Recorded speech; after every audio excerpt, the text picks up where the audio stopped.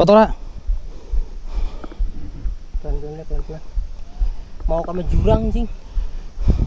Jadi saat naik Gunung Pulau Sari ini kita kehabisan minum guys. Jadi kita mau ambil minum di mata air yang berada di dekat puncak. Kita tidak bawa minum terlalu banyak karena tadinya kita mau isi ulang di mata air di sini agar beban saat mendaki tidak terlalu berat. Kita menuju sumber air di 50 meter ke bawah dari puncak Gunung Pulau Sari. Saya bersama pendaki lain dari Tangerang, lupa namanya. Semoga dia nonton akhirnya turun ke bawah untuk ambil air karena memang air kita sudah habis dan jalannya sangat curam. Mata air di sini tidak sesuai ekspektasi karena airnya keruh, mungkin karena sumbernya langsung dari tanah dan banyak yang ambil jadi keruh. Habisin lagi tadi minum. Daripada mencret, saya nggak buat minum, cuma buat cuci tangan dan cuci muka.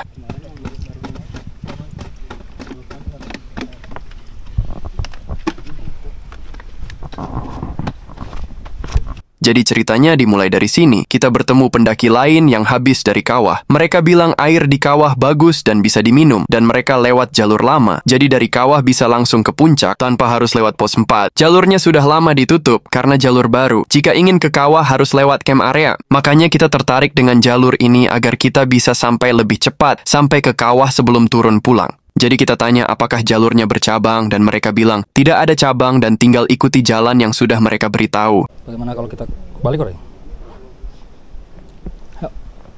Kita mau ke kawah guys. Dan akhirnya setelah mereka bilang tidak ada cabang, kita berani gas. Karena jika banyak persimpangan apalagi jalur ini bukan jalur resmi, kita pun gak berani.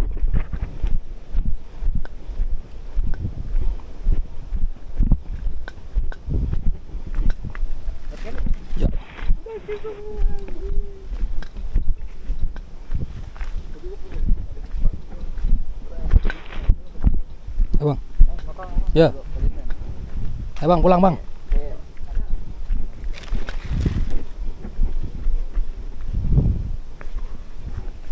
Pelan-pelan ya. Puncak Pulau Sari mau ke kawah. Aduh. Lewat jalur. Jalur nggak tahu nih. Biasa lah. Jalur lama nih. Sempat ragu dengan jalur ini karena mereka bilang gak ada cabang. Tapi pas kita lalui, ada banyak cabang di jalur ini. Dan kabut membuat kita kehilangan pandangan ke arah kawah. Seharusnya kita bisa melihat kawah dari atas ini. Tapi semakin jauh kita melangkah, semakin banyak persimpangan yang kita temui. Dan semak serta kabut semakin rapat menghalangi pandangan kita. Semakin ragu dengan jalan ini, semakin berat langkah yang kita lalui untuk sampai tujuan dengan jalan yang benar. Dengan tanpa persediaan air minum, kita tetap terus jalan. Walau kita sebenarnya sudah tersesat. Aneh sekali ada pohon bambu di sini. Mau balik lagi jauh kita keenakan turun terus sampai jalan ini semakin jauh semakin curam. Pikir kita jika tersesat kita akan turun saja sampai kemana. Ujungnya jalan ini. Daripada harus balik lagi kita akan nanjak dengan sisa tenaga tanpa minum akan membuat kita lemas. Tapi setelah saya rasa jalan ini bukan jalan yang dilalui orang tadi, kita hampir putus asa dan berpikir ini jalan yang salah. Dan tidak mungkin orang yang kita temui tadi lewat jalan ini. Karena selain curam jalan ini sangat licin.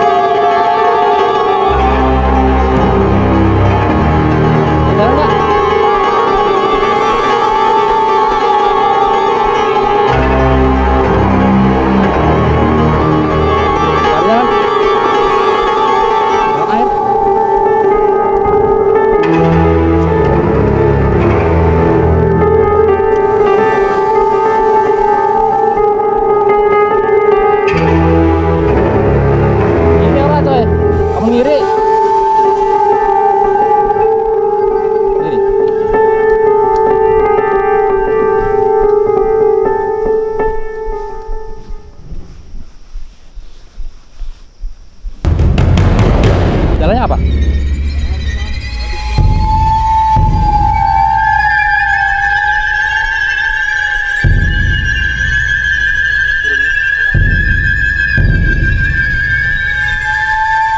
Ini batu dari kawah.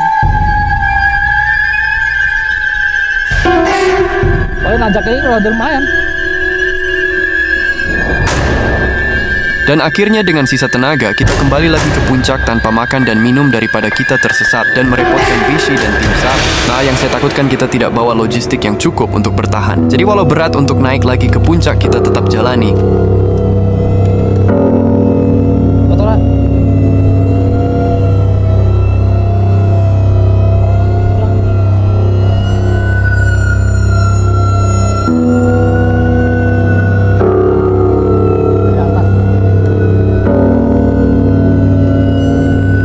Sebenarnya saya nggak tega lihat teman saya ini karena dia baru pertama kali naik gunung dan harus naik turun gunung dan fisiknya mulai terkuras.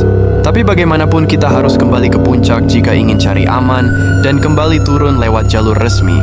Sudah 1 jam kita tersesat dan jadi pelajaran jika kita mau ke kawah dari puncak lewat jalur lama harus bersama orang yang memang tahu dan pernah lewat sini karena banyak persimpangan yang tidak ada petunjuk arah sama sekali dan membuat kita tersesat.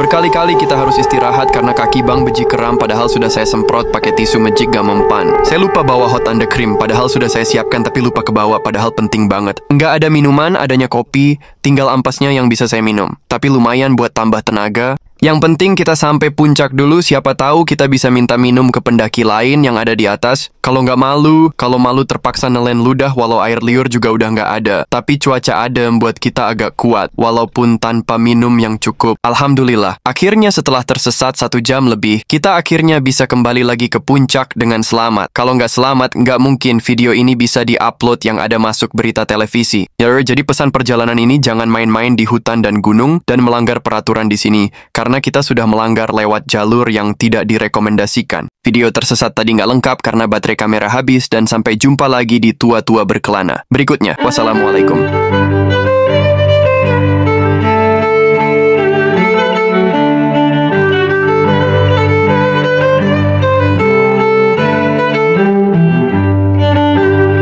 Pas kita pulang malah banyak cewek-cewek baru mulai mau mencak kata Bang Beji sama Om. Pleksial durung rezekine.